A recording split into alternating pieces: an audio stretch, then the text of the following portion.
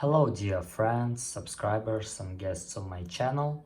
In this video I want to show and tell you how to check the last time an app was used.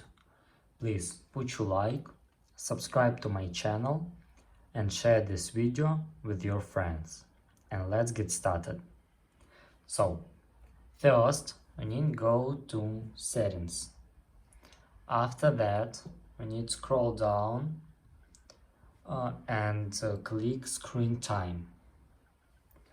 After that you need to click see all applications and website activity, and here you can click on any application. And now you can see here here you can see all screen time on this application and when this application was used. And that's all. This is a very easy way. If you enjoyed this video and found it helpful, please put your like, subscribe to my channel, share this video with your friends. Bye bye everyone, see you later.